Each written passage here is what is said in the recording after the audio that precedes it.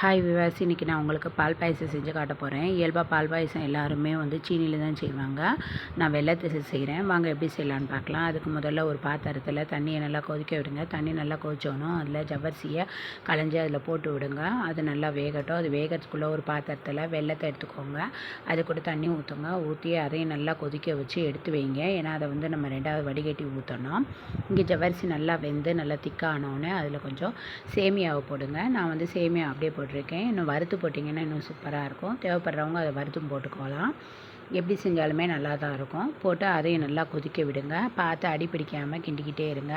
பக்கத்தில் இருந்து கிண்டினா தான், இல்லைனா உடனே அடி பிடிச்சிரும். ஜவ்வரிசியும் நல்லா வேகணும். நல்லா வேகிற வரைக்கும் ஜவ்வரிசியும் சேமியாவும் நல்லா வெந்ததுக்கப்புறம் அதில் பால் ஊற்றுங்க. பால் ஊற்றி அது லைட்டாக கொதி வந்ததுக்கப்புறம் நம்ம ஏற்கனவே கொதிக்க வச்சுருக்க வெள்ளை தண்ணியையும் அதில் ஊற்றுங்க. வடிகட்டி ஊற்றிடுங்க. அப்புறம் அதான் அதில் இருக்க கசரெல்லாம் இறங்கிரும். அது கொதிக்கட்டும். அதுக்குள்ளே ஒரு பாத்திரத்தில் நெய் ஊற்றி அதில் முந்திரி பருப்பு போட்டு அதை நல்லா ப்ரௌனாக வறுத்து எடுத்து வச்சுக்கோங்க.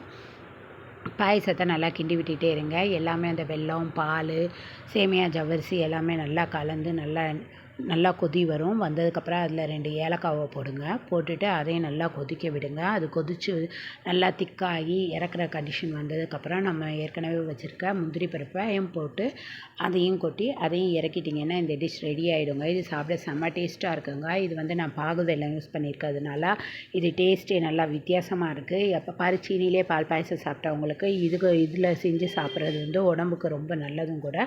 அதே நேரத்தில் டேஸ்ட்டும் டிஃப்ரெண்ட்டாகவும் இருக்குது. இது எப்படி இருக்குன்னு நீங்கள் செஞ்சு ட்ரை பண்ணி பாருங்கள்.